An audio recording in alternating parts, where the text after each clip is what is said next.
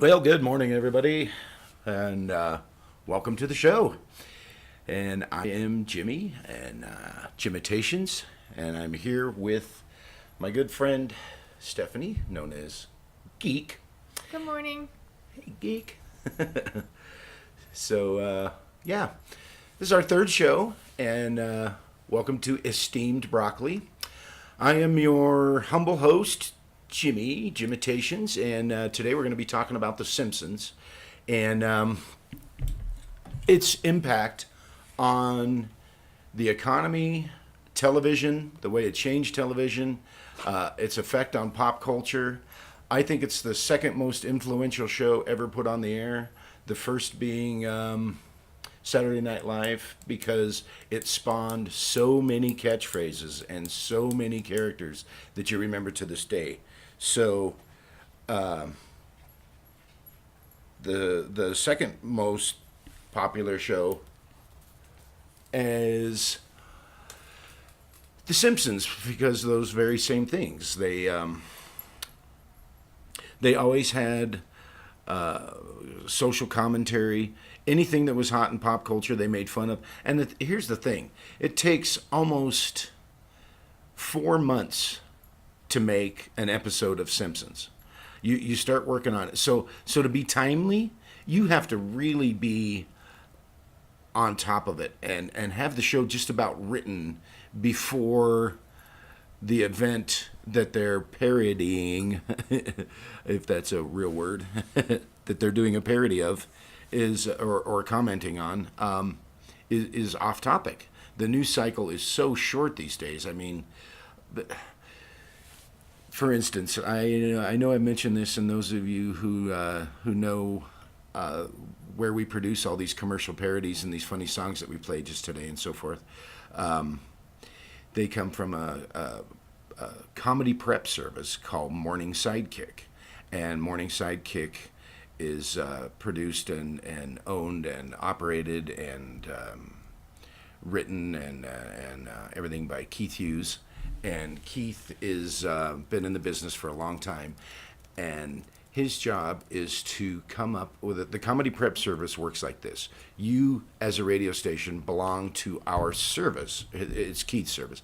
I just have a pretty nice little part of it, but you subscribe to the service, and then as a morning DJ, you come out and you go.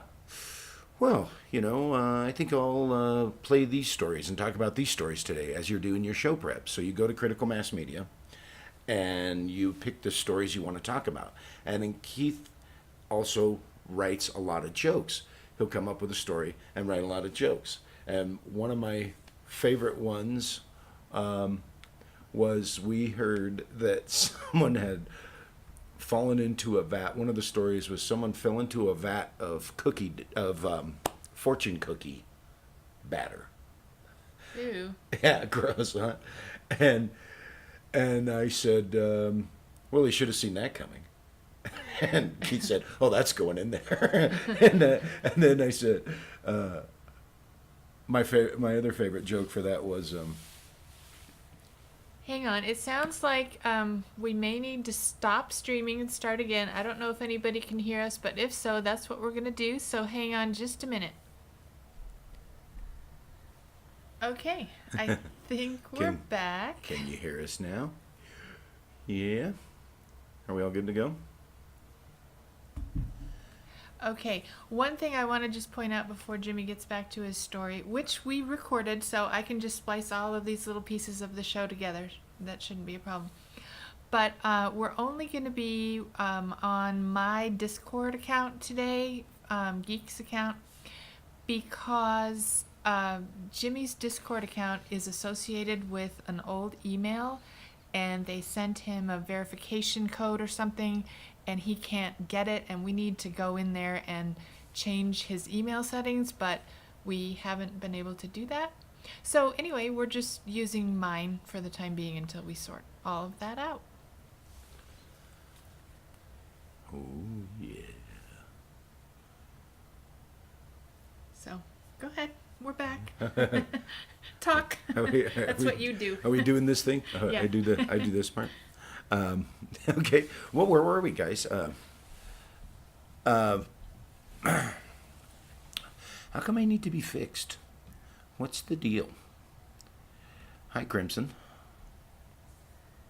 She's gonna fix you temporarily. That's nice. I wish she could I fix think you maybe permanently. yeah, I would go for a more. Oh, it's like chiropractic then. Speaking of The Simpsons, Homer went to the chiropractor, and the chiropractor cracked his back, and he jumped off, and he said, "You're right. I feel slightly better." How many chiropractors does it take to change a light bulb? I don't know. Just one, but you're going to need 12 visits. Is your insurance current? Is your insurance current? Good, good. Your copay's going to be $20 today. Thanks.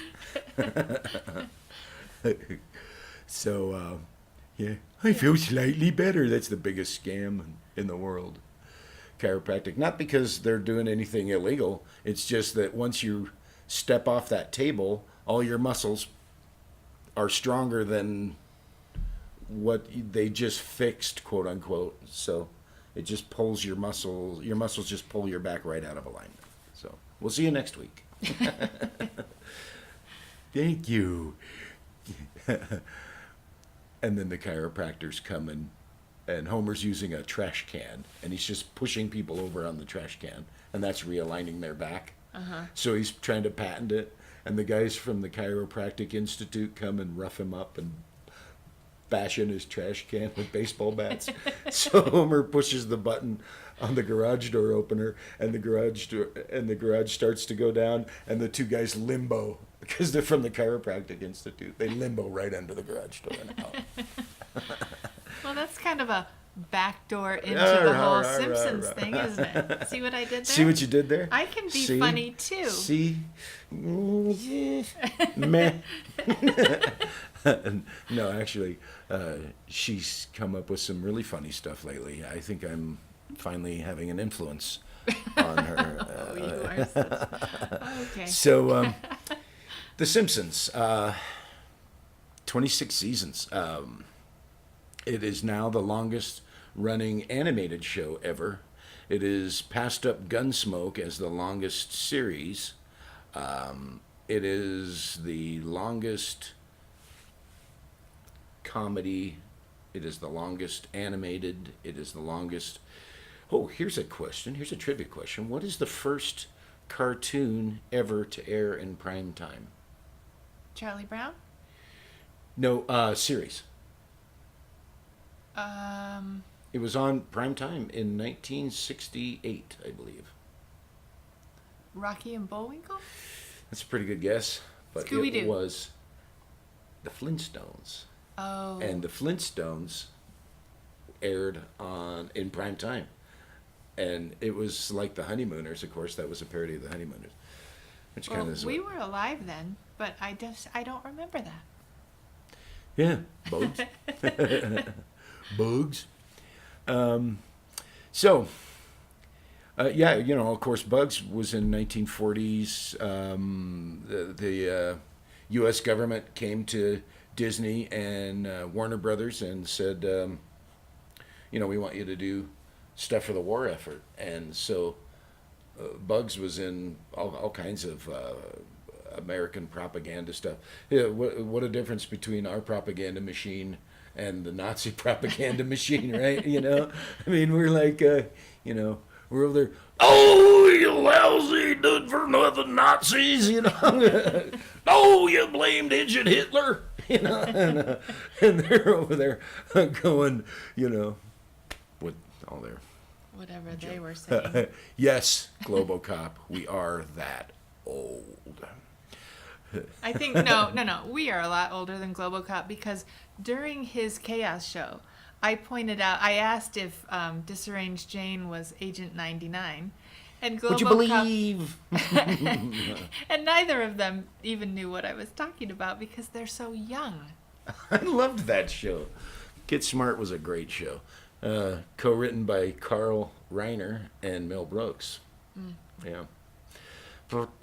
Agent 99. Hey, here's my Don Adams as Inspector Gadget impression. Would you believe? Here's my Don Adams as Agent 99 impression, or Agent 86. Would you believe? Here's my Don Adams as Tennessee Tuxedo. Would you believe? He had great range, that guy. Well, Get Smart is also my brush with fame because, as you know, Jimmy, my aunt is in the movie with Steve Carell. And the ever so yummy Anne Hathaway as Agent 99. Exactly. But anyway, my aunt was in the movie. She was the Russian bakery woman. And yeah, that was pretty neat. Every time we watch that movie, we think about her, and we've talked to her, and she's a funny lady. Yeah, she's a cool lady. And didn't she just get a hold of you a couple weeks ago? Yeah, she saw on Facebook that I had posted something from Alice in Wonderland, and that drew her out. Yes. Yeah, well, all the shows that have had an influence, television has been an amazing influence on the world, and boy, I can still remember when I first started watching The Simpsons on the Tracy Ullman show, and Homer sounded like this. Oh, you know what, Marge? I might be the best parent in the whole world. And I'm like, what the? And I remember that because they looked different too. Yeah. They had a different look. They had a much different look. He was even cruder. Oh, where was it? So 4 months to produce The Simpsons. It's up to 4 months to produce one episode of The Simpsons. South Park, on the other hand, can do theirs in 3 days. Wow. Because Simpsons is animated and South Park is construction paper. Yeah.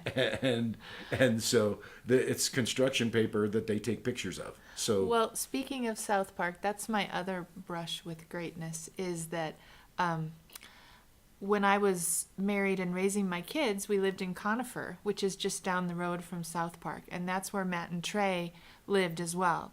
And they went to the same middle school that my older son went to, not at the same time because they're older than he is. But anyway, my son had all of Matt and Trey's teachers. So a lot of the teachers from South Park, my son had them, and that was hilarious. Yeah, we've been there to South Park. So we started doing a lot of parodies because, well, right when The Simpsons first started becoming mega popular in the mid-90s, and that's quite frankly when all the best episodes aired, like season 4 through season probably 11 or 12 were just unmatchable. And it's still good. I still watch it. I still get 3 or 4, 5 chuckles out of every episode. What I love about the show in general is that the moral compass of the show is Lisa. And the actor, Yardley Smith, that plays Lisa, just does one voice on the show, Lisa. And all the other actors do multiple characters. And Lisa has remained unchanged. Bart has changed. The show used to be focused on Bart, and he was the little stinker, and El Barto doing the graffiti, and Eat My Shorts, and Ay Caramba, and he had catchphrases, and the show was focused on him and all of his. Well, all of a sudden, people found out that Homer was everyman, and through Homer, you could be the worst possible human being on the planet, and Lisa would provide the moral compass. And always at the end of the show, as we found out last night, we got emotional watching The Simpsons. There's moments where everything is right. At the end of every episode, everything is right. At the end of every South Park, everybody gets stuff in their butt. And at the end of every Family Guy, they mention balls and penis. So, and vomit and jugs. So anybody can make butthole fart penis jokes, a la Seth MacFarlane, and very lousy, by the way, debut of The Orville. Thank you. That just justifies everything we did on The Winkler. That show stunk up the entirety of the galaxy. We didn't care for that. Yeah, we didn't care. It was not good. It wasn't funny. It wasn't clever. It wasn't relevant. It was just Seth MacFarlane going, "Oh, I need to get off. I need to be out there. They need to see my face. They don't see my face on the cartoons." He wants to sit in the captain's chair. Yeah, yeah. Okay, so, dumb. Done with that dumb. And never shall it be mentioned again until the next time I get a wild hair and go, you know what? They stole another one of our ideas. But every show has a. I'll give you for instance. Homer was Mr. Burns' prank monkey. Okay, Homer, I want you to, and he would give Homer boatloads of cash for doing these horrible things, and Homer was just in it for the money. And of course, his intentions are good. He spends all the money on his family. You know, Marge, I finally got you a washing machine and dryer. You know, and got rid of what did they call them? Abbott and Costello, I think they called their washing machine.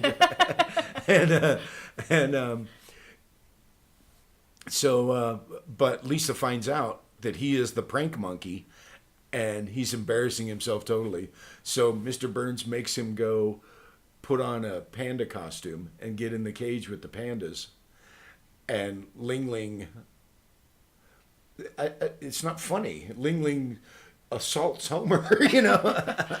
And Homer tries to run and he falls over a rock. Oh, look, he's presenting. And it's like, no. All right, Lisa, I may be rich and smelling of panda love, but I know where, so I'm telling Mr. Burns that I will no longer be his prank monkey. And so she gets him to, and Mr. Burns wants Homer to throw fish guts all over the Christmas parade as his last prank, and Homer decides not to do it. And so Lisa's all proud of him, and Homer's got all this big bunch of money, so he says, well, Lisa, what shall I do with all these ill-gotten funds? Well, Dad, there'll be a lot of hungry kids at Christmas. You're right, I'll need a gun. No, Dad, give it to charity. Oh, yeah, that makes sense. Okay, that works. So right then, the most horrible thing you could possibly say there. Bunch of people looking for food. You're right, I'll need a gun. You know. And Homer said this too. I'm sorry, Marge, but when I held that gun, I felt like God must feel when he has a gun. You know? And that's the beauty of Homer, is he can say something. They write the show for Homer now, and they have for the last, 15 seasons, because he is the most American / male / doofus, you know, / good dad, but he's the most horrible dad, but his intentions are always good, and he just does the most horrible. He treats Marge like, he treats his family like, and yet at the end of every episode, you love him because he's sorry. It's not evil. He's not, Yeah. You know. When I was growing up in the 70s, I saw my dad in Archie Bunker. I wonder how many people that have grown up with The Simpsons see their dad in Homer. God, I hope nobody. That would be horrible if you grew up with that guy. Well, we were just talking the other day, though, about there's a British show called The Royal Family. And their dad is similar to Homer in a lot of ways. It's not animated, it's live action. But Jim Royal is a lot like Homer Simpson. And no one would probably want him to be their dad either. But at the end of every episode, he redeems himself too. And he can be very lovable. Yeah. Yeah, that show breaks you up too. Just the fact that all the characters on The Simpsons are standalone is, Marge is just so neurotic and so anal retentive and has so much ADD. I mean, how can you live in the same household with the worst slob and the biggest just walking disaster when it comes to parenting or work, especially work? I mean, just the back and forth for years that Mr. Burns didn't know who is that eagle young go-getter. That's one of your button pushers in Sector 7G, sir. Who is that? Simpson. That's Homer Simpson, sir. Simpson, eh? I like the cut of his jib. You know what I mean? No, you didn't. No. Finally, in the episode of Who Shot Mr. Burns, that two-parter, turned out to be Maggie. That's where I got that line that I quote often, and that's, Smithers had left me here to waller in my own crapulence. And I just love that line. So I'm constantly now wallering in my own crapulence.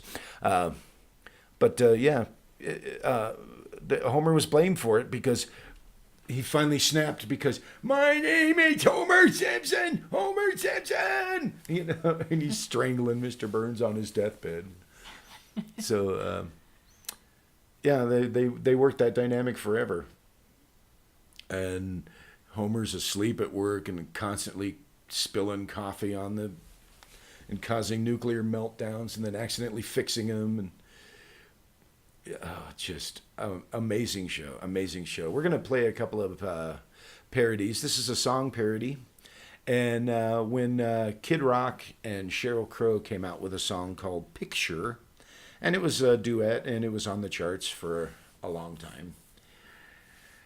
And, of course, anytime a song comes out that lends itself to parody, we try to come up with something.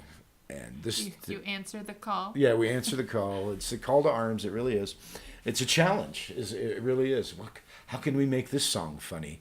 You know, if it's a new song that comes, you know, an internet sensation song. And trouble is that. Well, not the trouble is. Let me tell you the state of things right now with what we do here at Morning Sidekick. There is about 11,790 teen people on their computer right now parodying the way I talk. Parodying. Creating parodies, yes, for whatever happened last night in the news cycle. And then they're throwing it on YouTube.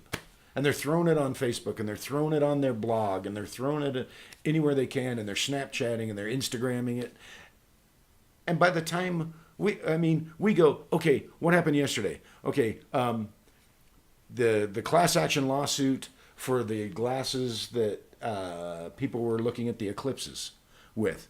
And the eclipse with, and it was burning people's retinas out, you know, causing permanent damage. So, as much as that's not really, really funny, a class action lawsuit. So we go to make a parody of it. We go to write it, and it's already done. The news cycle is completed, and it's like, well, 2 or 3 others. You know, it was on Conan that night. It was on Jimmy Kimmel that night, and it was on Fallon.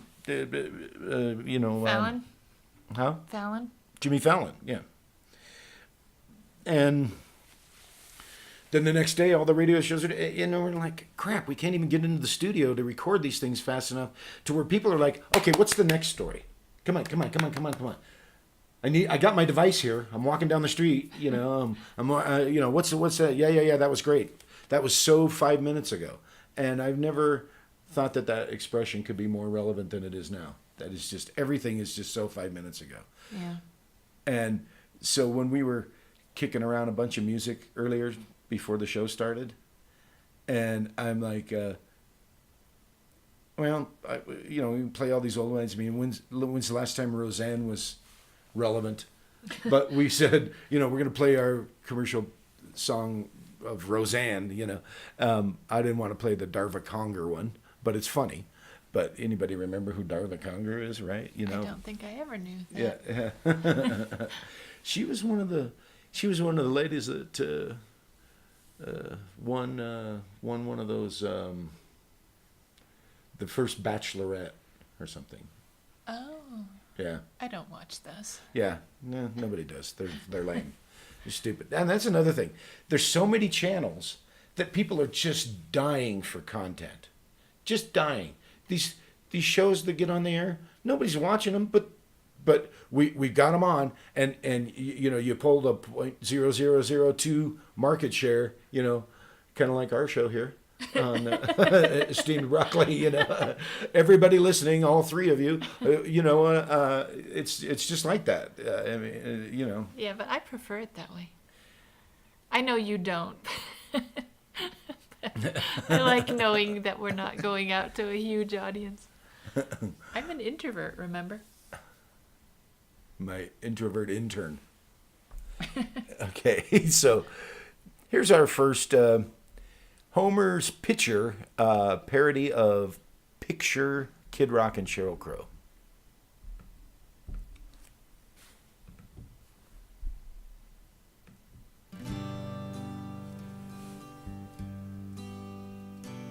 Driving around in a pink car.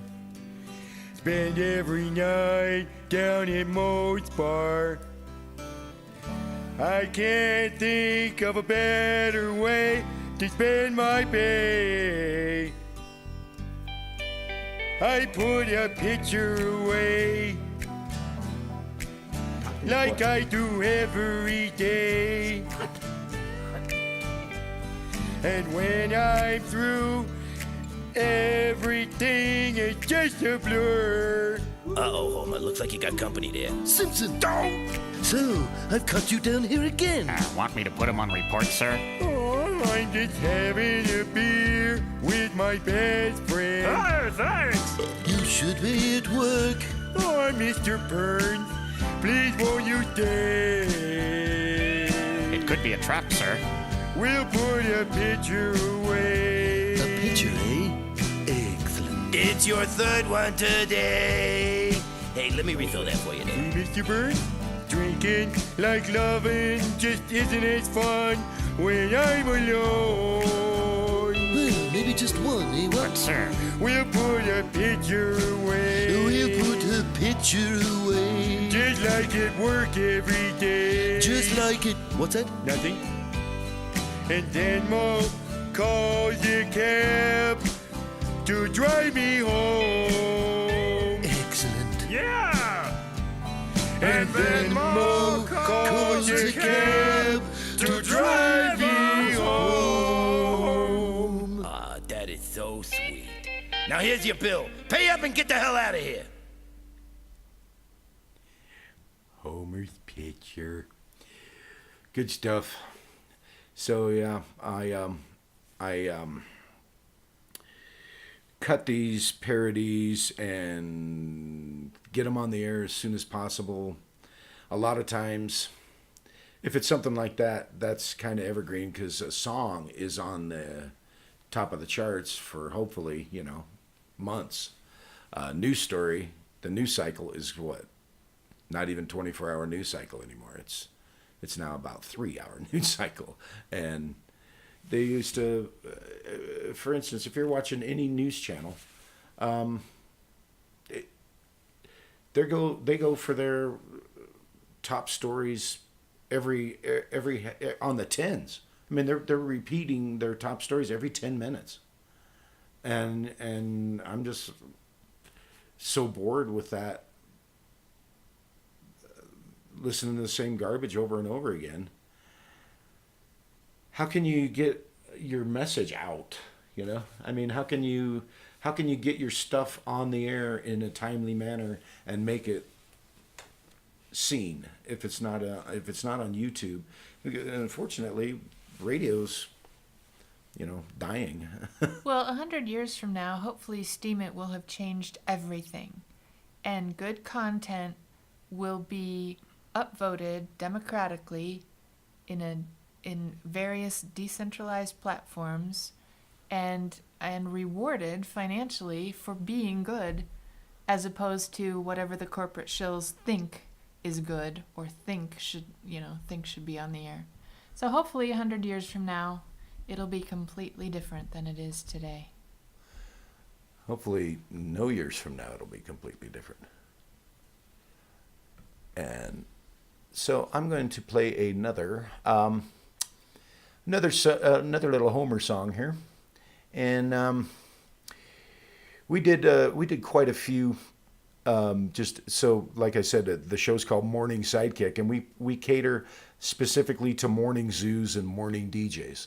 So this is just what we call a kicker in the business. You do billboards, kickers, bumps, teasers. They're called all kinds of different stuff. A billboard would be like a little 10-second thing that you put for an ad for a sponsor. So that's a billboard. And then a bump is a station promotion. So kickers, bumps, stingers, promos. This was something that we did, I think, like in 2007 when the Simpsons movie came out. Morning show, does whatever a morning show does. Can it swing from a web? No, it can't, it's a morning show. Look out, here comes your morning show. Who's a good DJ? Yep, that's the one. So just like they could add their own music behind there and their own DJ singing and everything, and that's just I love that. That's from Mr. What was his name? Spider Pig in the Simpsons movie. Yeah.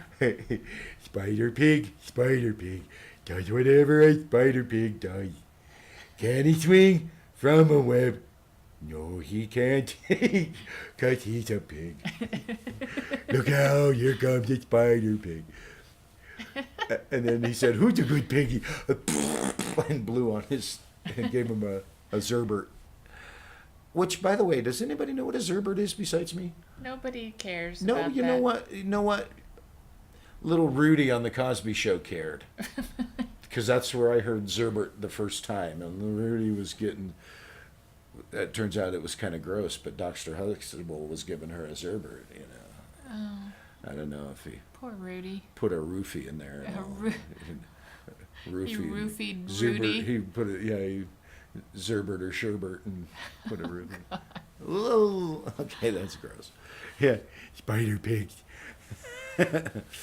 So, it's.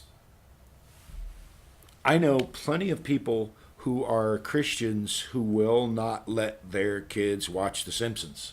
Really? Oh yeah, Oh. plenty of them. Yeah, plenty of people. I mean, it's because of all the.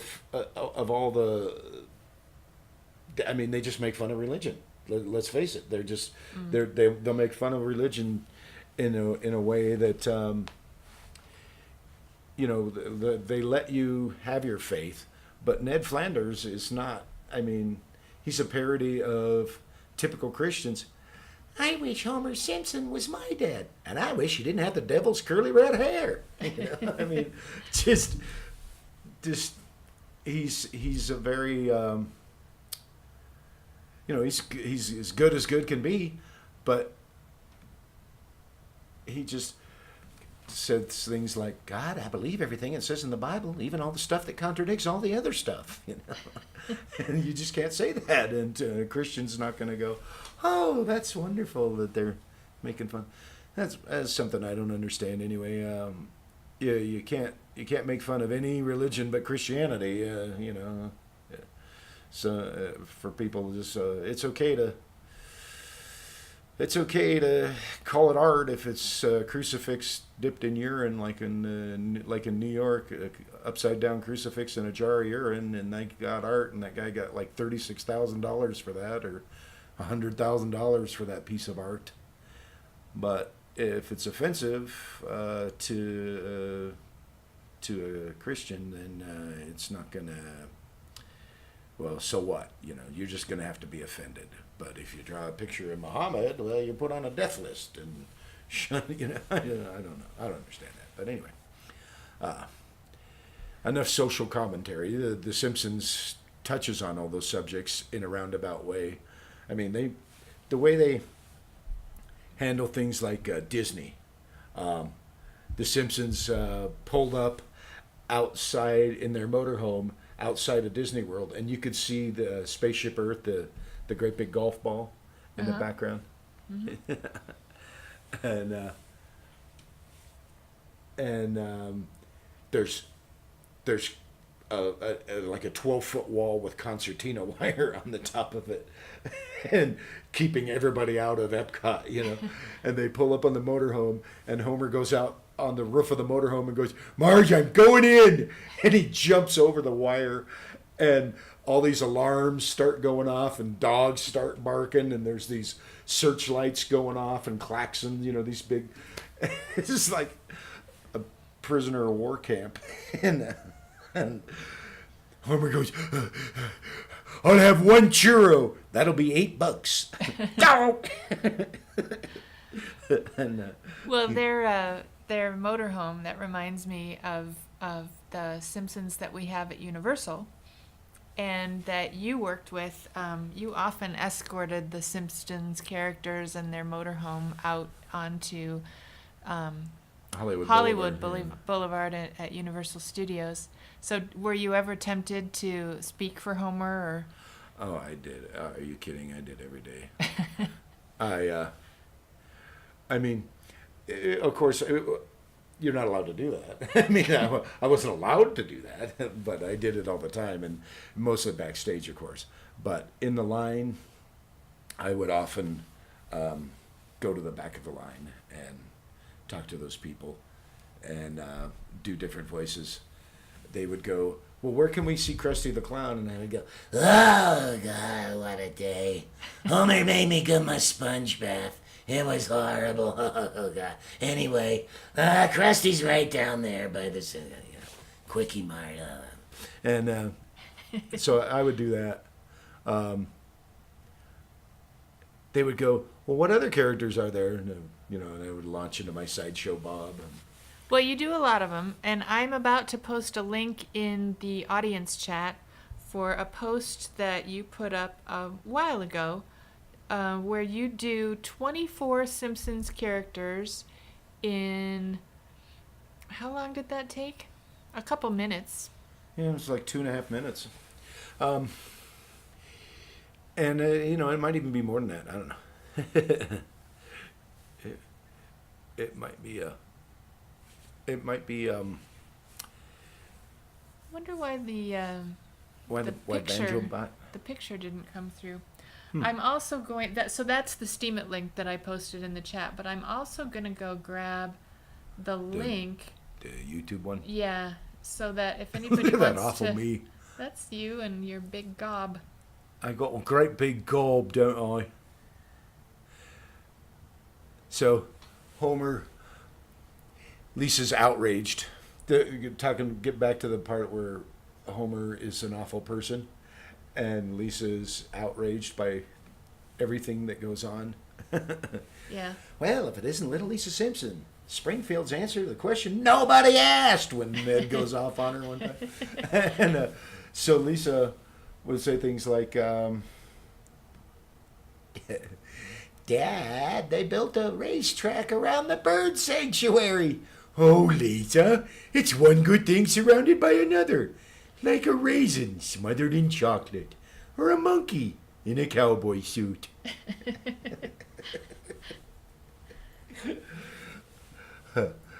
The interaction between those two. I just love when Homer has a moment of like he took the kid's toy away last night when we were watching and smashed it, and then the toy got stuck underneath the brake pedal. Yeah. And he couldn't slam on the brakes. "Why must everything I do have consequences?" He's just me.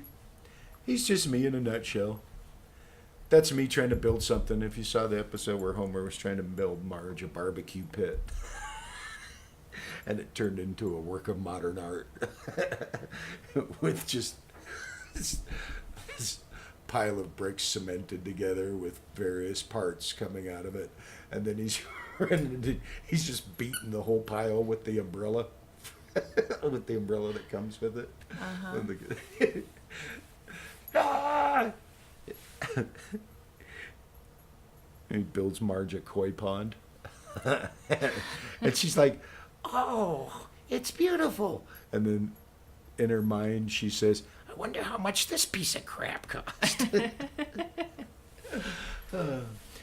But the implications of The Simpsons on culture can't be. There are classes at universities that teach what I'm preaching here today, and you can actually get credit for studying The Simpsons, but they will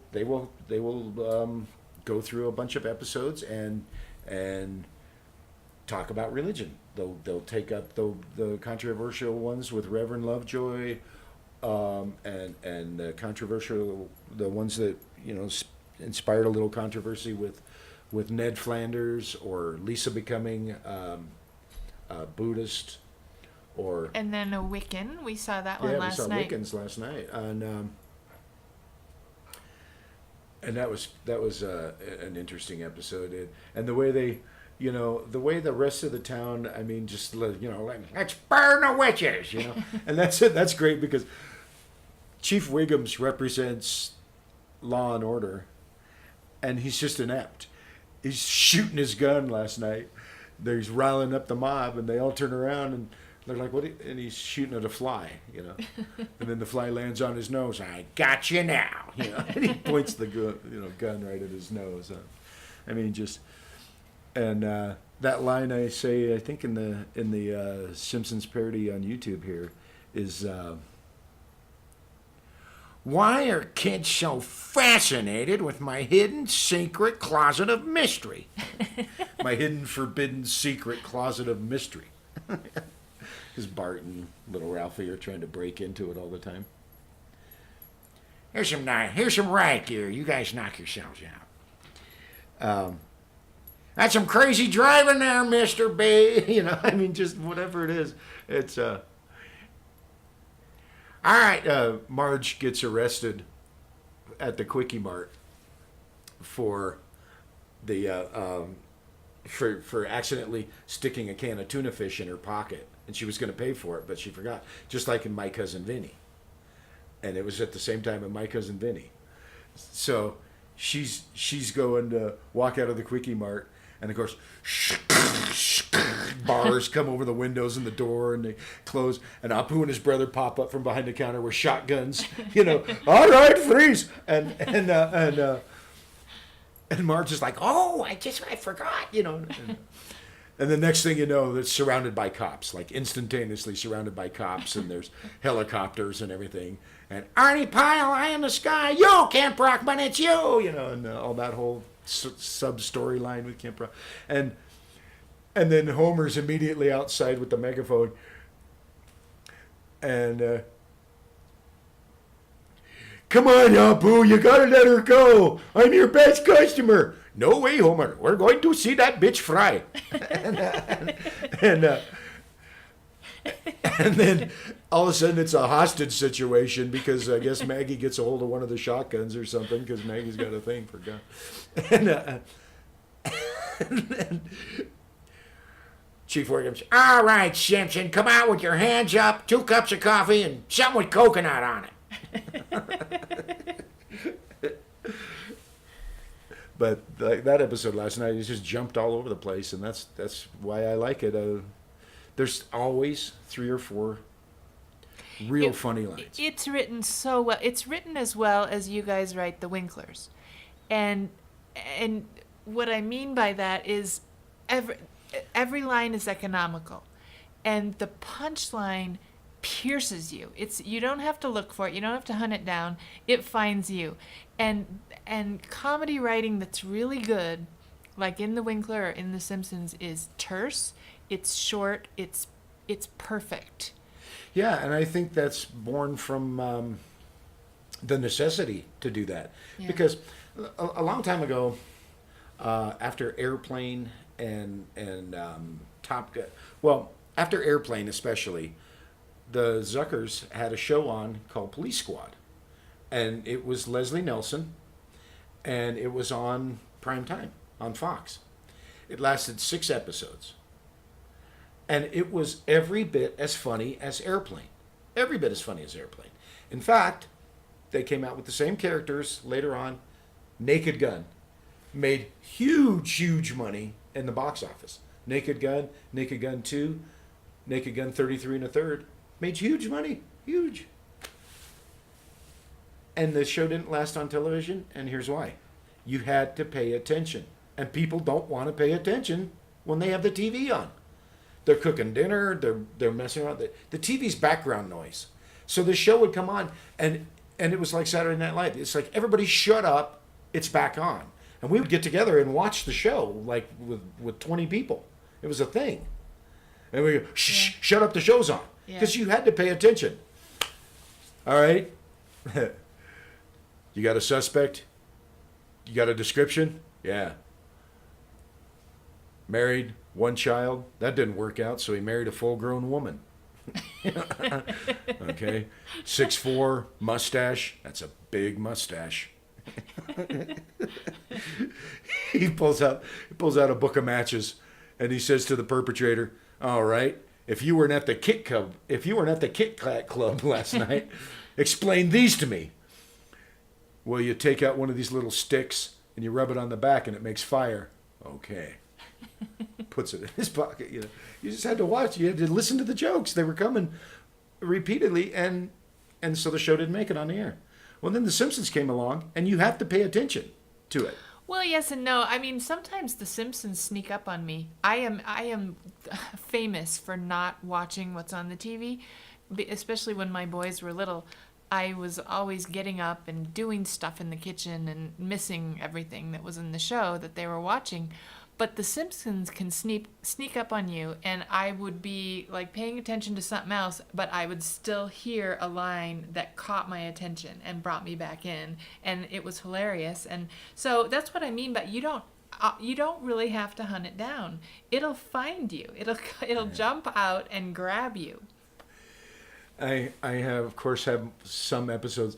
Everybody always go, "That's one of my favorite episodes," and they go, "You have 20 of those," and I go, "Yeah." But you don't understand. There's 600 of them. Of course I have 20 that are my favorite episode, including all of the, every one of the Treehouse of Horrors are just amazing comedy writing. And just amazing. Because they figured out, okay, they can do anything they want with the characters then. They can kill them. They can give them they can do anything they want with the characters. They're not held by the boundaries of Springfield in Treehouse of Horror. So that's just that's their opportunity to just really go out, take your characters outside the box. So one of my favorite episodes is the film festival, and they have a film festival in Springfield, and I want one of those. What's his name? Jay Sherman, and it was a John Lovitz character called the Critic, and Jay Sherman, Marge asked Jay Sherman to be one of the judges at the film festival, and the interaction between he and Homer is so crass and crude and everything. And like a Hans Mole Man, the little guy with the glasses, the little old man with he comes out and goes, "Hans Mole Man presents man being hit in the groin by a football," And then he just walks out to get the morning paper, and this football comes and nails him right in the junk, and he just goes "Ah!" and falls over, and Homer, "Hey, give that man the $10,000. Homer, this isn't America's funniest home videos. Yeah, but the football, his groin, it works on so many levels." And Mr. Burns makes a film where he is God, pretty much. And Mr. Burns makes this movie. Get me Steven Spielberg. I think he's probably busy, sir. Well, then get me his closest Mexican non-union equivalent. So they get Senor Sparbelgo. Senor Sparbelgo. And it looks like Steven Spielberg. He's got a mustache and glasses. He looks like Steven Spielberg, except for he's brown. What do you think, Mr. Spielberg? Es muy bueno. And so he makes this film where he's giving Jesus the water instead of Judah Ben-Hur, and they're all booing him. Boo! Hey, are they saying boo? Smithers, are they booing? No, sir, they're saying Burns. Burns. Boo! They all boo more and start throwing stuff at him. And Hans Moleman, I was saying Burns.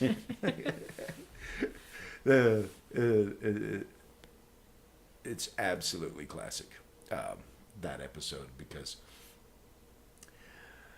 Barney makes a film and it's like Fellini. There's a rose and it's in black and white, and there's an opera. Oh, and there's slow motion curtains blowing and all the petals blow off the rose. My name is Barney Gumble and I'm an alcoholic. Don't cry for me. I'm already dead. And the people in the audience, there's these two ladies, and one of them goes, it's so touching, so poignant. I feel so sad for him. And he goes, thanks! And she goes, did something crawl down your throat and die? It never died!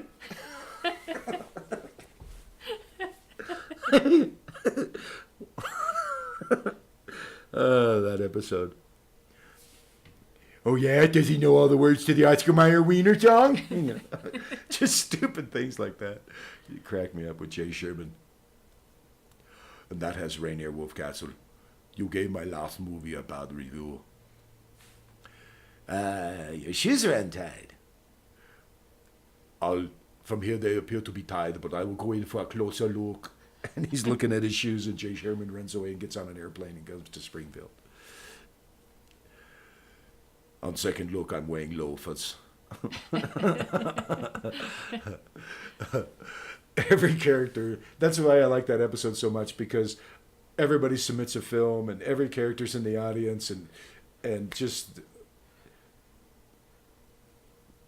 everybody's film that gets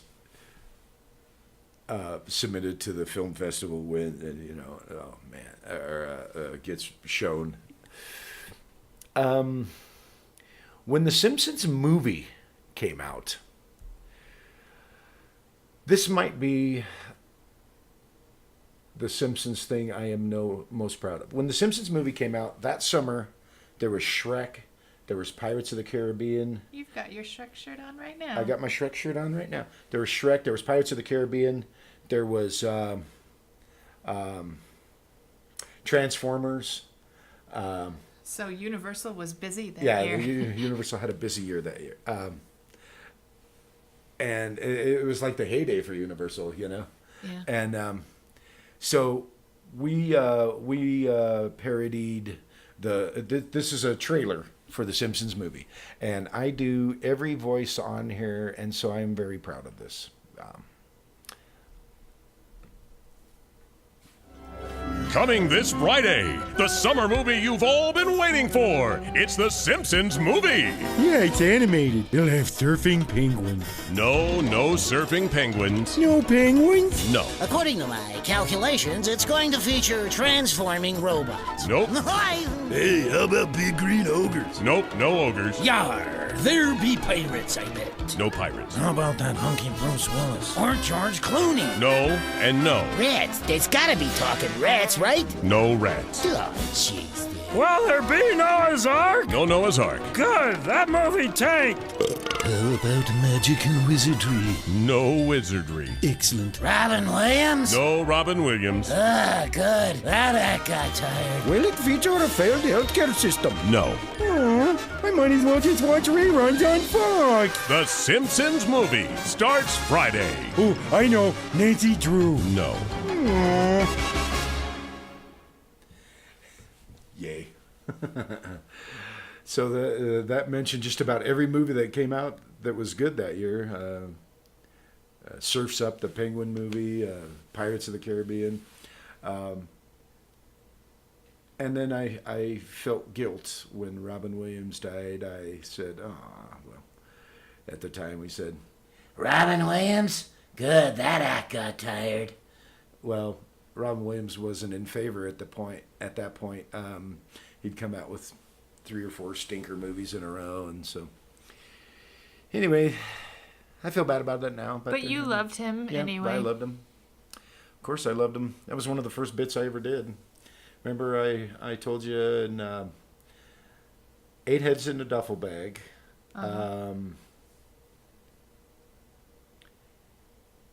Blubber, it was called, and it was when Robin Williams played the Fred McMurray role in Flubber and Son of Flubber, the Disney movies. When they redid it, it was called Flubber. So we did Robin Williams and Chris Farley. Oh, look at him! He's huge. He's fat. He's squishy. Oh, you know. And Robin Williams and Blubber. Holy shnikes! And I got to do Chris Farley even. So 2 guys that have passed away in one of my first bits. And way too young and tragically.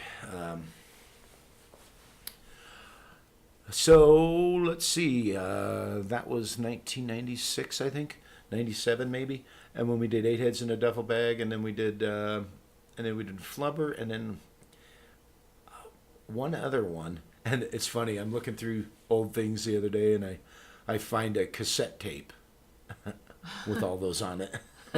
My very first ones, it's like handwritten on there, Morning Sidekicks, you know. Joe Pesci, 8 Heads in a Duffel Bag. Yeah. And that's still when I was so upset when he just, for some reason, he just quit working. I don't know why everybody quit hiring him. Maybe he was a jerk. I don't know. But, my cousin Benny, wow. So, Simpsons movie, guys. That was really fun. Here's another little fun one. Using my best friend in the whole wide business. Attention fitness buffs. If you like Tai Chi, if you love Tai Bo, you'll flip over the newest exercise craze. Tai Do! That's right. TV's very own Homer Simpson has created Tai Do, the fitness tape for fatness. Homer Simpson himself leads you through a series of lower than low impact workouts guaranteed to have you back on the couch wondering why you bothered standing up in the first place. And reach for the donut. 3 and 4. Reach for the donut. 3, 4. Hold on. Slow down. All right. Let me catch my breath. Okay. Marge, hand me the donut. Yes, Homer Simpson's Tai Do workout will have you punching out early and kicking yourself for forgetting to pick up beer at the store. So grab the phone if you have the physical strength and order Homer Simpson's Tai Do workout tape today. It's homerobic.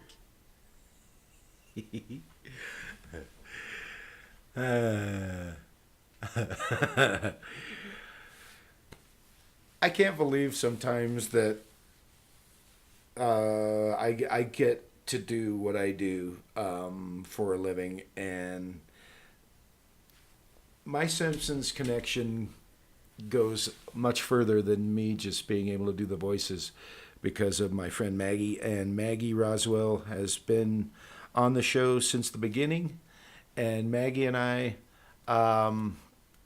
work together still. And remind me who her voices on The Simpsons are.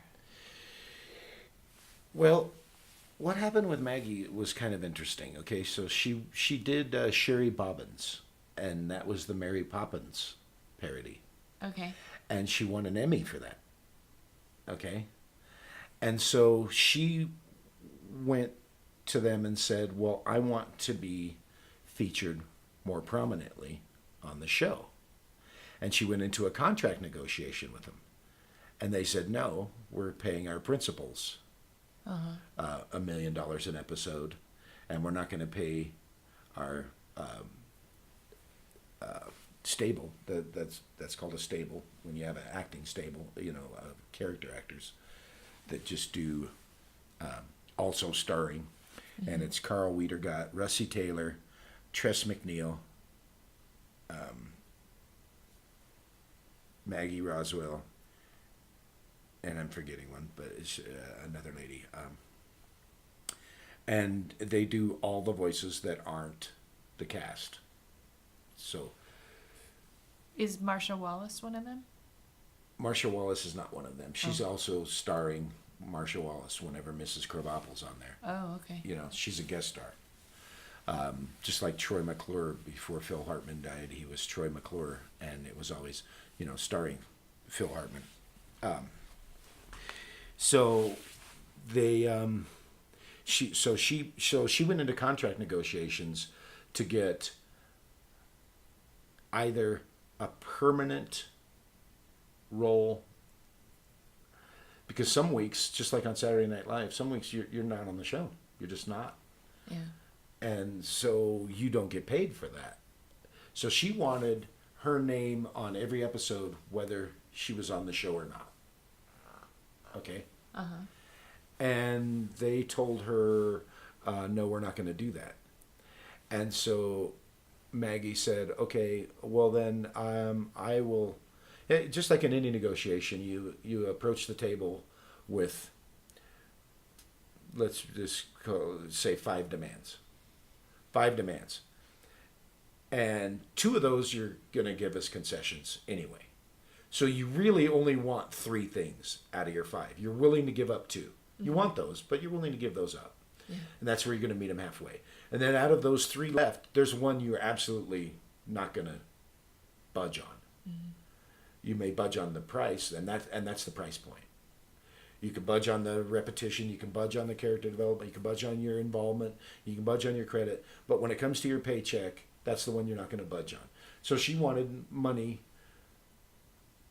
She wanted more money and be listed on the top of those, which is Tress MacNeille. She's the head of the additional voices. That's her baby. She's the den mother of those people, and she's got the most credibility, and her union contract is different than Maggie's was. It was better. It was a better contract. She was the journeyman or the apprentice, and Tress was the journeyman. So they killed off her characters. Well, Miss Hoover, Lisa's teacher, they quit giving her lines. They just quit giving her lines.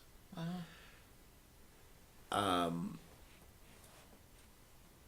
Ned Flanders' wife, Maud Flanders, killed her. Homer knocked her off the roof of the stadium and killed her. Homer's shooting T-shirts. Or Homer was having him shoot T-shirts at him, and when the lady shot the T-shirt, Homer ducked, and the T-shirt hit Maud Flanders, and she fell off the top of the stadium and died. So they killed off Maud Flanders. They quit giving lines to Miss Hoover, and then Reverend Lovejoy's wife, they just wrote her off the show as well. So all 3 Maggie characters went away. Wow.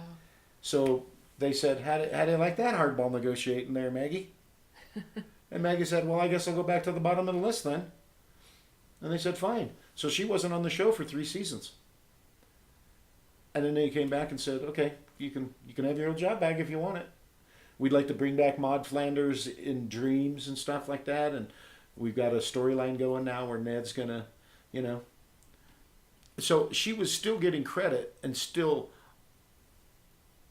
she was still getting paid, but the way those contracts are based is just like on Saturday Night Live. You get a base salary, you get a guarantee. It's called a guarantee. You get a guarantee, and then you get bonus. It's performance-based contracts. So if you get a whole episode about you, you're going to get, $100,000 for that episode if it's all about your character, if your character's featured there. The rest of the time, you're just your B footage, your stock footage. You may have a line or two. Your characters may have a line or two. They may just go, we like the way you sound like this computer voice, so we're going to use you for that, Maggie. We tried all of our girls, and we like you saying that line the best, so you get paid for that. So that's how it works now, and she still does it. She just records here. She doesn't live in LA anymore. She lives here, and she lives back in Denver now. And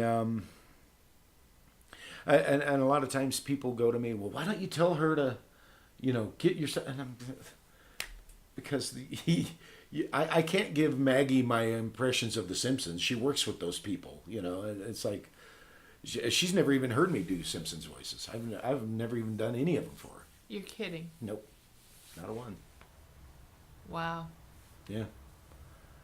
And Keith said, what do you want to, there's nothing she can do.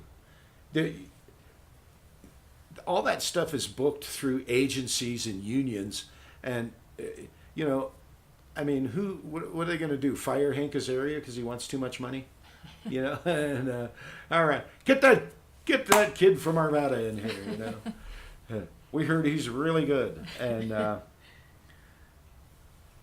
now there was just so here was my idea. I said to Maggie, well, how about we do a Uber episode on The Simpsons, and the Uber driver does impressions of everybody that gets in his cab, and that's the character, and that's me. I'll be the Uber driver. And Maggie's like, well, write it, submit it. And I go, no, because I'll tell you exactly what will happen. Here's exactly what will happen. They'll get that idea and go, sorry, kid, we don't take unsolicited ideas, just like Disney and Universal. Sorry. All right, everybody, stop the presses. Here's our next episode. Uber driver, here's what I see. Bigger than life. You're an Uber driver. You got a kid. You go in there, you do all your voices. You do your funny voices. Whoever gets in the cab, that's what you're going to do.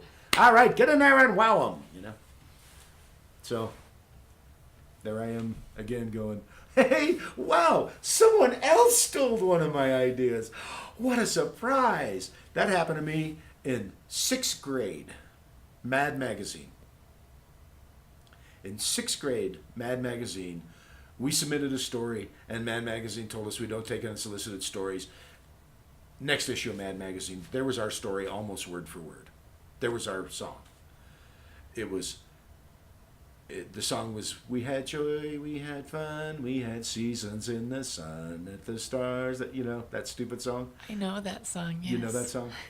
Very well. We did, what was popular then was streaking. So we did Streaking in the Sun.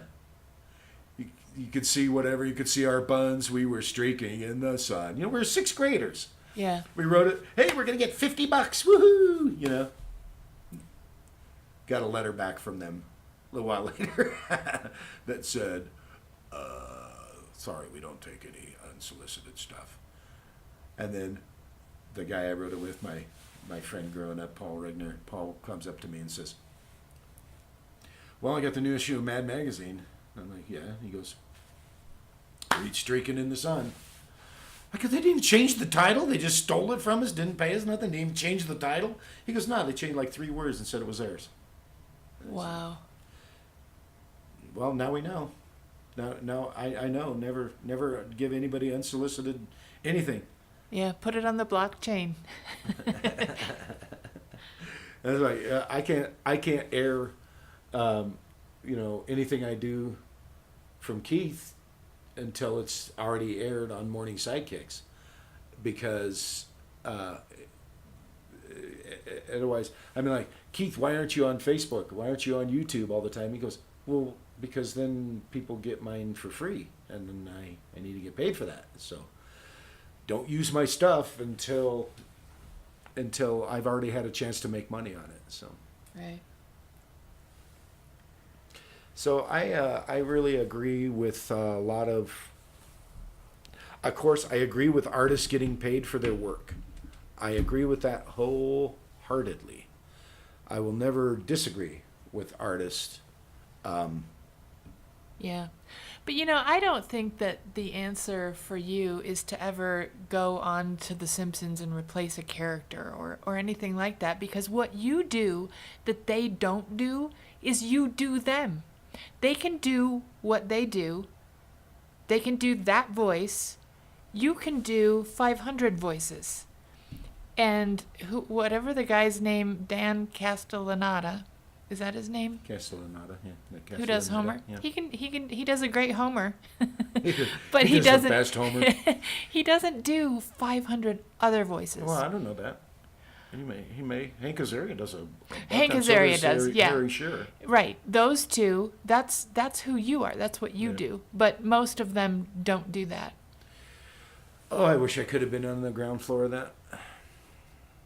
I don't know. I came so close so many times. Like after Pagemaster, there was a lady from Hanna-Barbera, a producer, who produced the Pagemaster CD-ROM game. She came right out from Hanna-Barbera, and that was a Hanna-Barbera movie animated by, and she came out and she said, after working with me for like 3 or 4 weeks, she said, well, I think I'm looking at the next Frank Welker, and when I get back to Hollywood, I'm taking your demo tape with me, and I'm putting it on the right desk. She goes, would you ever think of moving to Florida or to California and doing voiceover for a living? And I'm like, yeah, that's what I want to do. That's kind of the plan. And she said, well, I'm going to do everything I can to, get this going. So she gets back and gets offered another job and takes it, and I never hear from her again. Yeah. And it was like, 6 months later, but by the time we were done with the game and got it on the air and so forth, it was, or got it on disc, it was, she was already gone, yeah. Yeah, the world can be a cruel place sometimes. Well, that's happened to me so many times. I kind of got used to it. After a while, that kind of thing didn't even bug me anymore because it was it was so commonplace. I mean, how many auditions do you go to as an actor before you get one?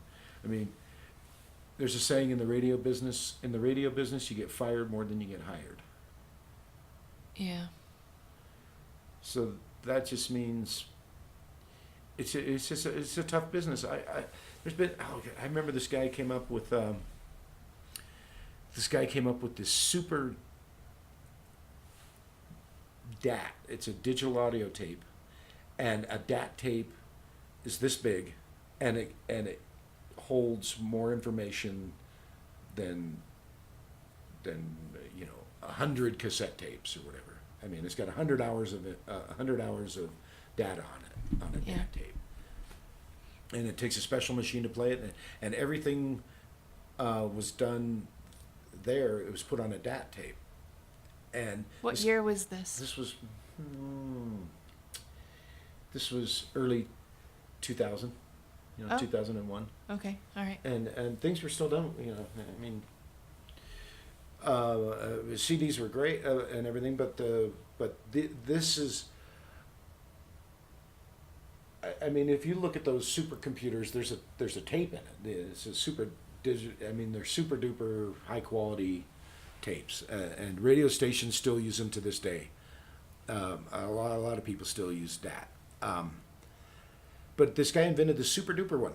Super duper one. You could fit 100 movies on one DAT tape, and boom, he just developed it too late. And he's like, and I mean, I was in on the ground. I was going to do all of his promotional stuff, and I was going to tour to all the sales, to all the conventions and all the sales seminars and everything, and man the booth for him and be the face of the company, and we came up with a mascot and everything, and and just like they say with technology now, the second the iPhone 8 gets here, it's obsolete. Yeah. It's time to buy the 9. As soon as you buy the 8, where's your 9? It's so 5 minutes ago. Yeah, it's so 5 minutes ago. So the guy just went, I just can't get anybody to believe in this. They just, the quality of beta compared to VHS, unbelievable. But VHS was cheaper, faster, and available. And you didn't have to have a special machine. The beta machine was $160. The VHS came out, it was $80. And you're like, well, screw that. Boom, beta's gone. Even though it was a better product, it's just gone. So that was the beginning of the end for keeping something. I mean, that was the start of the technology. The technology boom just went crazy after Blockbuster. I mean, when Blockbuster came around and that was cutting edge technology with the VHS tapes, I was like, well, everything is getting smaller and smaller. As soon as you could buy a new one instead of repairing the old one, as soon as you could go, okay, well, wait a minute, it's going to cost me $30 to fix my printer. I can go buy a new printer for $20, Wow. I don't know how friends. I used to have a friend in the VCR television repair business, and he was working with, giant rear projection TVs and stuff like that. And then when the flat screens came out, he's just like, well, I'm out of business now. And when the DVDs came out, he could fix a DVD player, but he goes, I can't fix it for cheaper than you can buy a new one. Thank you, China. Yeah. So, we're gonna play another. Did I play Picture? Yes. I think I did. Yes, you We did. sure did. So I wonder where I don't even know what this one is.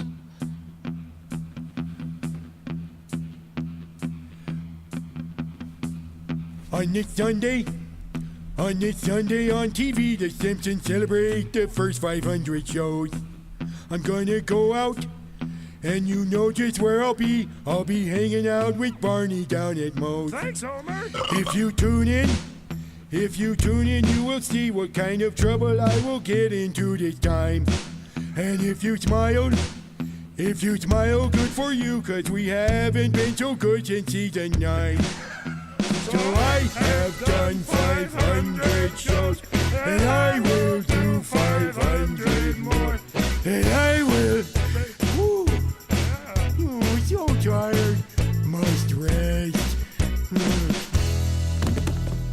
Marge, could someone else do the next 500 shows? Floor.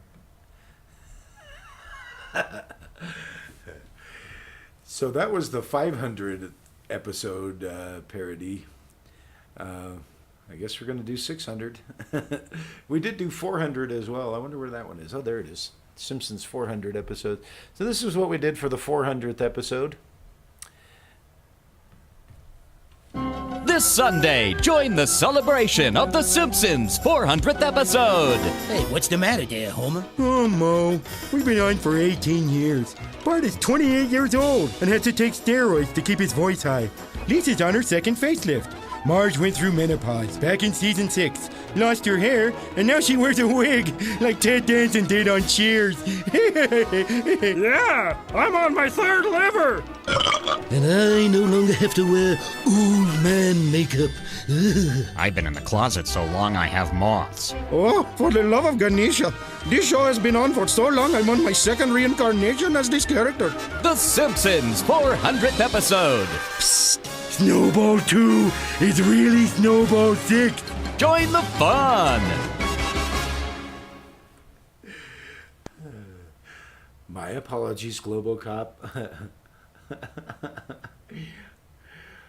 Apu said, I have been on this show so long, I'm on my third reincarnation as this character. Oh. So I don't think that Globocop believes in reincarnation. No, I don't. Pretty sure not. No. Nobody does believe in all syrup super squishies, though. Who doesn't? Well, who does? I mean, come on. Homer is reaching in his couch because he lost a peanut. He lost a peanut in the couch. And he's like, oh, Fuzzy. Oh, Squishy. Ah, moving. And then he goes, well, $20, but I wanted a peanut. And then they show his brain, and he goes, $20 can be used to buy mini peanuts. And then they show his mouth. Explain how. They show his brain again. Money can be exchanged for goods and services. Woohoo! You know. Yay! And Simpsons teaches economics. And then the 20 blows out of his hand out the window. And it blows down to Bart and Milhouse at the Quickie Mart. So they pick it up. A $20.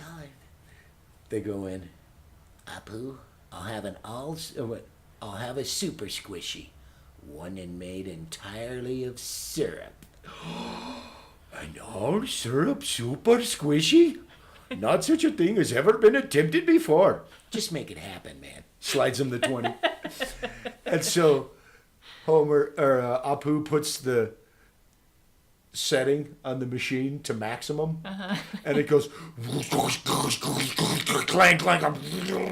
Oh no, she's going to blow! Ding! It fills it up. Okay, if you survive, come again.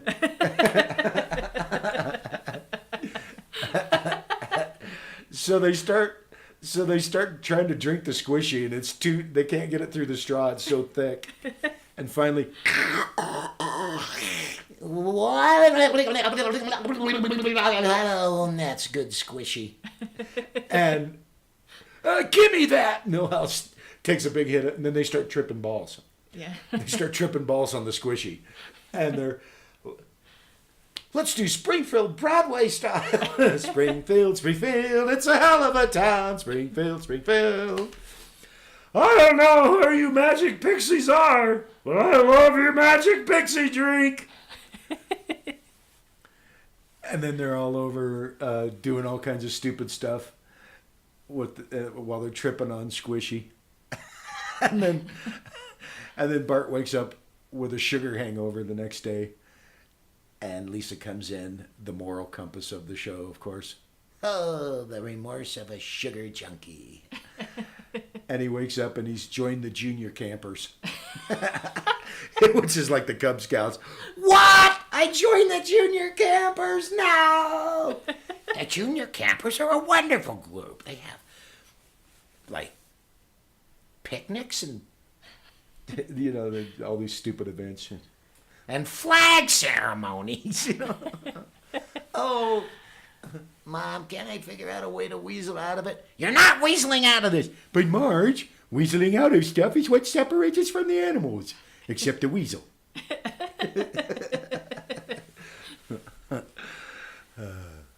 You can always count on a contradictory line coming out of Homer's mouth when Bart and Lisa go against each other in hockey. And Bart's the star of his. And Apu is the coach of Lisa's team. And Milhouse is the worst goalie ever. So they just strap him spread eagle across the goal and hope that he can block most of the shots, you know.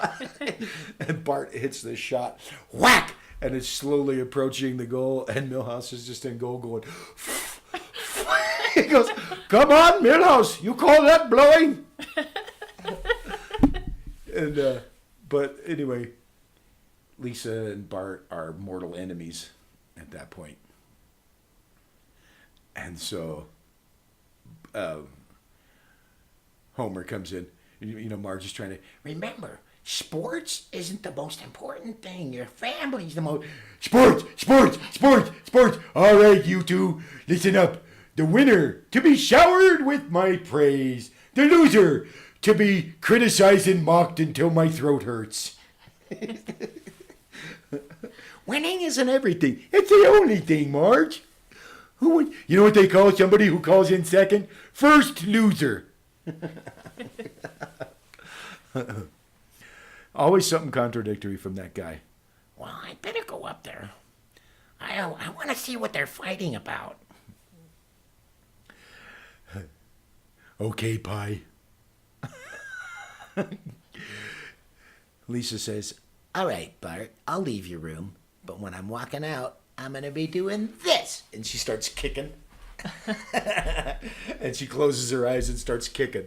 And Bart goes, all right, Lisa, I'm walking towards you, and I'll be doing this. and he starts spinning his arms like with fists.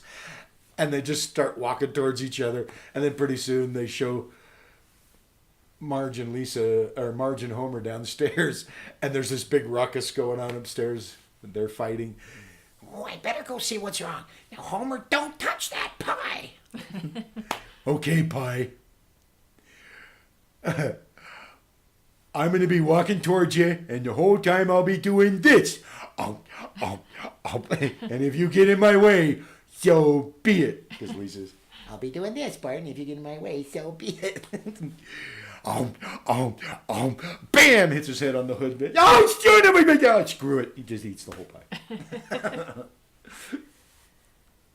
Okay, Pie. And if you get in my way. Hey, speaking of pie, I think we did a Life of Pi when that movie came out. What? It's a Homer eating pie. Well, let's look on here. Is it on? It would be under that right there. We're looking it up. Yeah. It was the most. Uh-oh. Oh, well, we're playing something. Oh, sorry. Yeah, we're not going to play. Resulting in the most unusual super. You just heard one of my recording sessions that we pressed accidentally.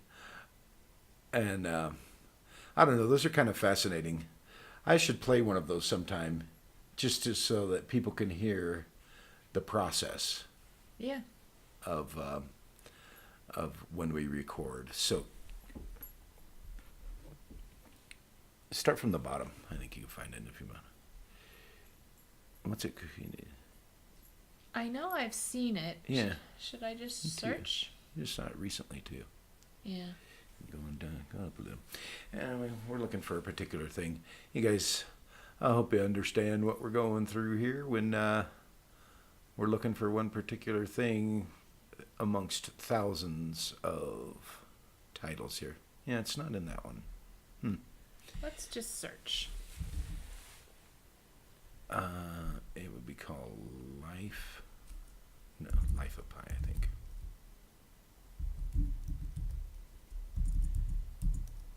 But The Simpsons, through the years, have been a major influence on me as far as how I learned to do a whole mess of different voices that aren't necessarily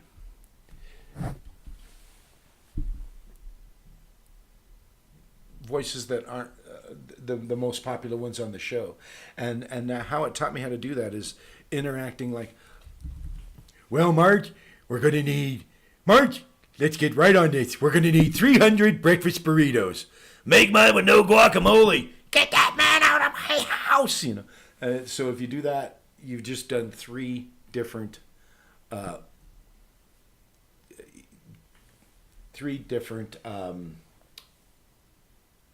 of tonal quality voices, and So that I like the ones with a bunch of characters that I can go. So this is we found it. Here we go. It is called Death of Pi. This is just a little quickie. La la la.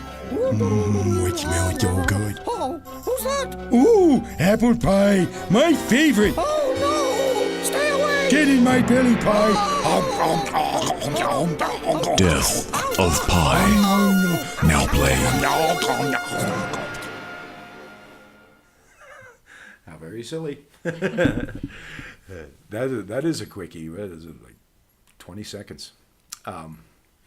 Most of our bits are played just to come back from a commercial, from a real commercial, or come into, from the traffic report, or and everything. And the jocks tend to set it up pretty well. They'll blend it. They're pros. They've definitely done this a lot longer than I mean, they would have all this written out, and as guys could probably tell, we don't write anything. I mean, we're just here talking about stuff, whatever comes to mind, and we get kind of an idea of what we want to do. But show prep for a radio show that reaches thousands is definitely a lot more involved than anything that you can do, on a blog or on these airwaves. But still, we do appreciate the opportunity, of course. That's always nice to have all your stuff air. A long time ago, my Yoda, George Flynn, said, get your stuff on the air. Get your stuff on the air. Doesn't matter if it's on stage, doesn't matter if it's on air, doesn't matter if it's on a demo tape, it doesn't matter if you're doing commercials. Get your stuff on air. Doesn't matter if you're doing it for free. Do all the open mic night stuff you can do. Hone your craft. Get it out there. There's nobody coming and knocking on your door. There's nobody coming and knocking on your door to say, hey, you want to be a guest star on The Simpsons? I mean, you got to make it happen. And the only way to really do that, you can do it independently. I've managed to make a pretty comfortable living for 20 odd years. Just not comfortable, but I'm not famous. I mean, I can do this for a living and not have to worry about staying in front of somebody and inventing a story like so many people do on TMZ and E and everything. The Kardashians never did it. They're not famous. They don't do anything. They don't have a talent. There's no substance. There's nothing there. And yet they're multi-billionaires. They've made $500 million doing nothing. Well, why don't you do that? Well, I'm not Armenian and I'm not gorgeous, so there's no way I'm going to be a Kardashian. And this might also be a good time to... I do have a sex tape, though. We me and R. Kelly. We don't have the actual script for the MSPWaves disclaimer that all the other DJs use on their show, but we could probably come up with one that just states that none of the opinions expressed here are necessarily shared by MSPWaves or any of the people associated therein. These are just our opinions and our thoughts. Wait a minute. You told me that my opinion mattered. It does. It just doesn't matter to anybody but me. And yeah, thank you for that. We have to run that disclaimer as often as we can at the beginning and the end. We'll get the official one at some point, and we'll do it properly. Maybe even next week.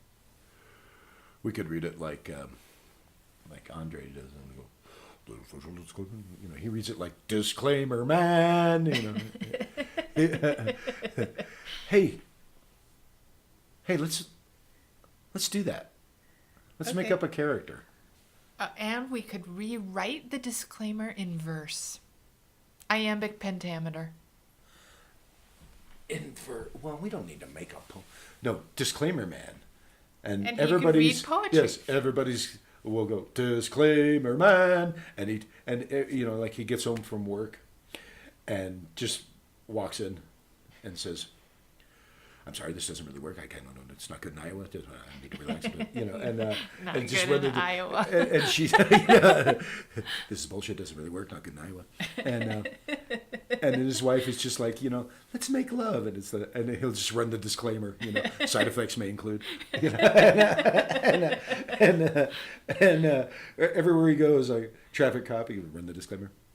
The warranty, disclaimer, man. I've just invented a new character. Nobody steal that. Don't steal it. Yeah. We're using it Makes me right now. mad. We're gonna be recording it this Disclaimer afternoon. man is now .org.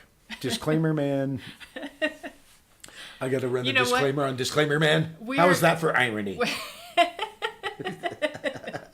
We're gonna get this on the blockchain. Toot sweet. And he'll talk like this. Disclaimer man! No, he's got to talk like this. Because at the end of every one of them, like, the new Ford F-150, and then it goes, this bullshit doesn't really work, not good in Iowa. Side effects may include. Would you take the dog for a walk? Just everything, it just runs the disclaimer. It doesn't really do anything. Okay, good. I'm looking forward to that. Maybe everybody who has their own radio show can go, can Disclaimer Man make an appearance on our show? I have to get with his people.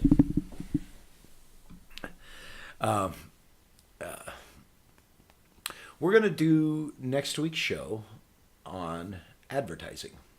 Are we? Yeah. I used to work for an advertising agency. Me too. Oh. In fact, I still do. Well, the one I worked for, I was a secretary for some of the account execs at Darcy Macias Benton and Bowles in Chicago. And one of the executives... That sounds like a show tune. What's it called? Darcy what? Darcy Macias Benton and Bowles. Darcy Macias Benton and Bowles. It's like from How to Succeed in Business Without Even Trying or something. That's just like a show tune. Well, I think it used to... I don't even know if they still exist They're anymore. famous, right? But they were a well-known... One of the big ones, yeah. Yeah, they were a big one. And they went by the name of DMB&B. I don't think Chicago... Isn't that the second city of advertising? It goes New York, Chicago. Probably. Yeah. But anyway, one of the Madison executives Avenue, yeah. that I worked for, his name was, his first name was Hoy. What was his last name? Falloy? No. Hoy. Hoy Falloy, that would be great. I would change it. We're friends on Facebook. I'll have to go look. I can't believe I can't remember his name. But Hoy is the guy who wrote Is It Live or Is It Memorex? And when I learned of this, I stalked him for a while in the hallways. And you know how I am if you're British? I was that way with him because he had written that line. Anyway. She got the restraining order for by men, and she followed that guy around. Wasn't that on Seinfeld? George said, I got to come up Costanza. He wanted his own... you can't just make up a thing. I want it to be something catchy like Costanza. Oh, we got off on a tangent there. Sorry. I like to think I wrote banana, banana, and ESPN stole that. Did you? No. Oh. I just like to think that. Okay. No, like I said, I've had plenty of ideas out there where people went crazy on it. Well, I think I've told you this story, and I even told it on these airwaves before. But it didn't get recorded, so tell it again. Yes. I worked for Disney, and the Imagineers wrote a spiel for me, and my character's name was Wipeout. And I was at Typhoon Lagoon, and I was the super greeter. And the spiel was like 7 pages long. And and and that was just what I was to do that day. And the character Wipeout, they said, come up with a voice for it. And so there I was, and I said, hey, okay, surfer dudes, surf's up. And they're like, that's great, use that voice. Well, then I left, and of course, 3 years later, what comes out? Finding Nemo. And there's Crush. Oh, that's my surfer dude. Hey, little squirt dude. Yeah. Okay, awesome dudes. And I'm like, you guys could have offered me that job. Yeah. I'd have done it. Ah! And I mean, it was the exact same voice. I'm not like you can't copyright a voice anyway. That's how I can do impressions of anybody, because anybody's open to parody. Even stupid, stinking, no talents to the Seth MacFarlane. Oh, did I go back there again?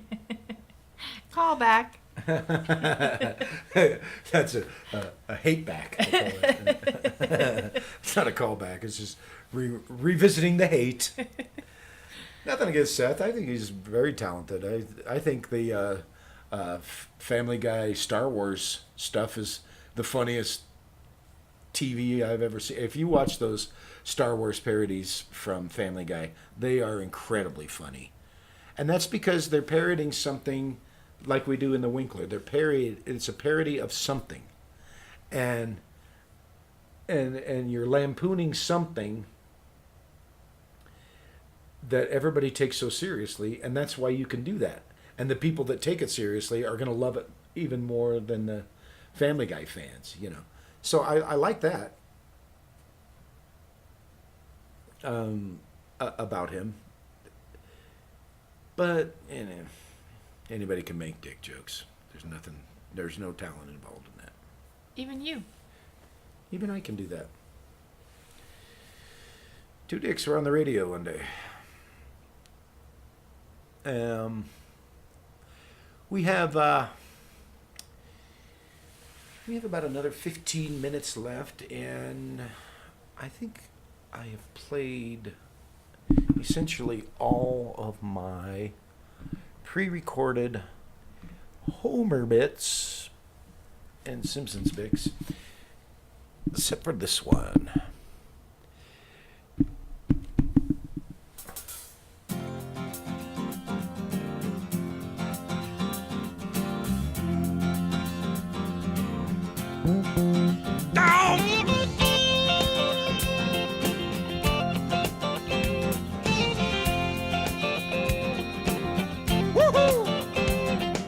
I just spent the evening trying to drink my age.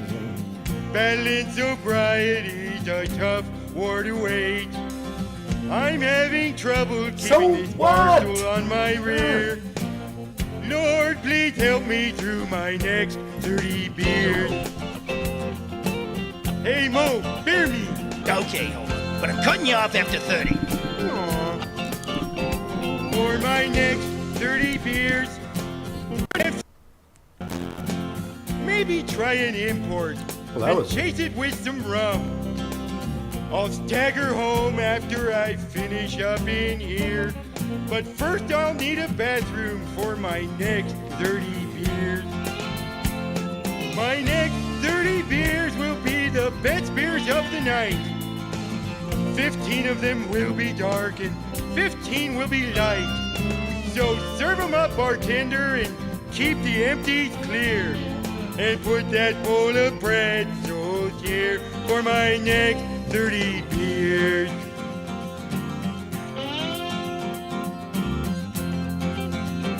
For my next 30 beers. Go!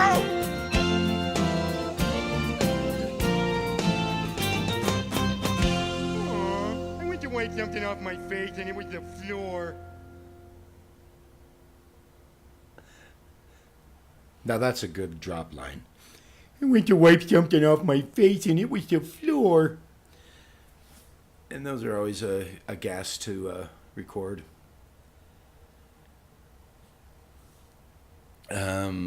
Typically, the music is done when I get in there. And then all we have to work on, and of course it's already, scripted. But then all we have to work on is timing. And a lot of these parodies are of country songs, and I don't listen to country music. And so Keith will go, "Hey, have you heard that song, My Next 30 Years?" And I'm like, "No." And he'll say, "Well, listen to it like 6 times so you can get the timing and the cadence down." So we're going to do Next 30 Beers with Homer. And so I have to listen to the original, I don't know, like 5 or 6 times.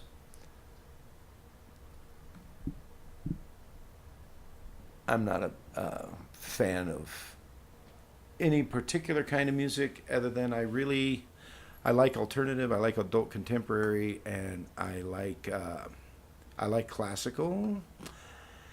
And I like some country. I just don't like hardcore, I just don't like hardcore country. I know what you mean. And if you know what I mean, it's just I like some of the country dance stuff, kind of country rock stuff. But I feel the same way about hardcore rap. I just don't care for it. I just can't relate to it. I can't. I don't see how. That's another thing with music these days. Anybody can make music, and I mean anybody.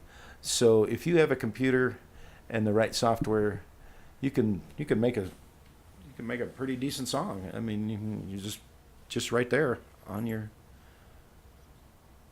in your living room. Yeah, I played all the instruments. Yeah. I think sampling kind of ruined all that stuff for people with real talent. I guess that's what it is. I kind of have some respect for country because they're singer-songwriters. That's what I like. In my music, I like singer-songwriters. And keeping that in mind, I don't know, probably some of you are familiar with Danny Elfman. Danny Elfman wrote the Simpsons theme song. And I like all of his work. And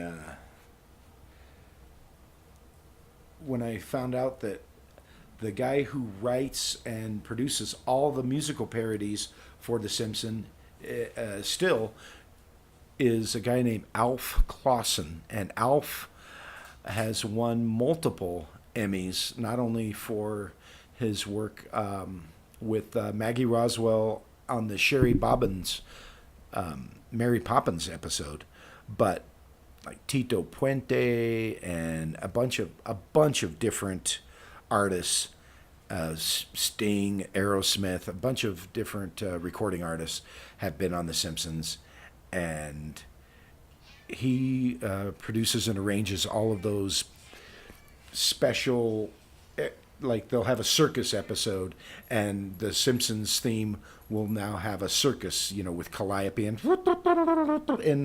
incorporated into the theme music. So Alf Clausen is really good at that, and he's won multiple awards for that. And big, mad respect for his work. Matt Groening, James Brooks, and Sam Simon, the producers. Sam Simon hasn't had anything to do with the show since year 3, and he still has his name on there. And he's not mentioned. He's not a genius. He's not one of the people that's ever mentioned. It's because they got in a fight, like in season 3, and he left, but he was smart enough to keep his name on there as one of the producers, so he still gets paid, and he has nothing at all to do with the show. Nothing at all. So it's quite a cash cow for him. He does nothing for a living, and he gets paid handsomely for it, like millions of dollars a year. Nah. Somebody, hey, it's my first day. Not much clue what y'all are doing here. Hope I'm not bothering you. That's funny. But hi, Pri. Welcome to the show. Hi, Pri. Yeah. Hey, we'd like to take this moment to pause and just talk a little bit about a project that we are working on eSTEEMed called Comment Wealth. You can find it. The blog for Comment Wealth is just at Comment Wealth one word. It's comprised of two words, the word Comment. comment and the word wealth, Wealth. Anyway, it's a project that we're doing where we only upvote comments. We don't upvote any posts with that account. And if somebody has commented on a post and their comment appears below a spam comment, we will move it up for them. And we also are trying to provide a service for minnows where we will flag their spam so that they don't feel that they have to do that and, get involved in little flame wars and things like that. So check it out. It's brand new. It's we're still trying to really evolve it, figure out what its role is going to be. But it's been fun so far. We've been doing it for almost a month now. So go check that out if you get time. Also, I would like to take this opportunity to congratulate Geek on her big win yesterday. And the Fiction Writers Workshop, she won their last contest. It was really a good story, and she got to read it on the air yesterday in the Fictioneers, and it. So congratulations, Steph, on that. That was really. Thank you. I loved all of the entries in that contest. That was a really good. I think all of these narrative conflict story prompts are going to really spawn some good work, and I look forward to reading them for the next several weeks now. I know they're not starting the next contest quite yet, but for anybody who might be listening who likes to write fiction, the next one is, did they say man versus self? Is that the next? So man versus man, man versus self, man versus nature, man versus God, man versus We did the man woman? versus No? God, No, man versus woman. They wouldn't do that. That would be the shortest contest. In 4 words, it'd say, why bother, dude? That's man versus woman right there. That's my story. That's 3 words. But is a word. Oh. Anyway, so yeah, we're coming up on the top of the hour, and I'm not sure if we need to do a handoff or not. We've got a coughing cat and a bumping dog trying to knock over the microphone. She's pacing, and she paces over to the door and nudges you. I think the cat's coughing up a hairball. I don't know if the mic's picking that up or not. Oh, Where she's is she? sneezing. Oh, there she is. She's okay. You just can't get her breath. But we will be back next week. We have Fictioneers Workshop airs on these waves Tuesdays. And it's 4 o'clock our time, which would make it about 10 UTC time. UTC. And of course, we're on every Wednesday and we like to promote also the Shane and Muxie show on Saturdays. That's a lot of fun, and we come on these airwaves, and we don't really get enough time to express how much we appreciate the opportunity and how much we love STEEMed and all things STEEMed related, because it's really given us an opportunity to hone our talents as well as showcase our talents, and then get to be exposed to others' amazing talents. And I'm fascinated, and every time I listen to somebody else's show or I listen to them talking about how talented some of these people are, and how eloquent and how knowledgeable, and is fascinating to me. A couple of people in particular, Rhonda, of course, and DJ. I mean, just I sit and listen to him, and Rondon, and even Andre, and I sit and just the way they can formulate a sentence, I'm just like, I have a pretty good vocabulary. A pretty good vocabulary. And I'm sitting there going, okay, I know what that word means, but was that out of context? No, that was perfect. I'm conjugating, the whole time they're talking. So yeah, it's fairly amazing, the talent that is involved. Yeah, this just is in a our great little group of group here. people, and they're so helpful. They've been very helpful to us, getting us up and running every week. It takes a lot of their help to do. So we just want to say thank you again to Sir Cork, Rondon, Globo Cop, and everyone else behind the scenes at MSPWaves. Yeah. Everybody over here, we listen to them all. And thanks, Crimson. What did she do? She said she would. Crimson is the one who put your name over here to the right. Oh, okay, that's what she did. Because your Discord account we can't access it right now. It's so in Discord. Is that what you're saying? It is, yeah. So anyway, she gave you kind of a fake one there so that you could be on the air with your little name there. So yes, thank you, Crimson Clad. Very nice. I don't know. Do we just sign out here, or are we doing a handoff to anybody, or? I haven't heard about handing off, but I think we've never actually done one before, like a real one. So I don't know if we're gonna do a real one this week either, but we do know how to hit the stop streaming button, and that may be all we need to do. We'll do And that what about here in a stop minute or recording? two. No, the stop recording stops on its own. It's set up so nicely. You just have to do one thing. So, yay. Because we are technologically just ignorant. Yeah, I'm glad we don't have to have new laptops sent to us and stuff like some people have to. Well, Rhonda's laptop just kept dying on her. Thankfully, that's not our issue. Our issue is in our own brains. So thank you again, our loyal 3 listeners, for joining us today.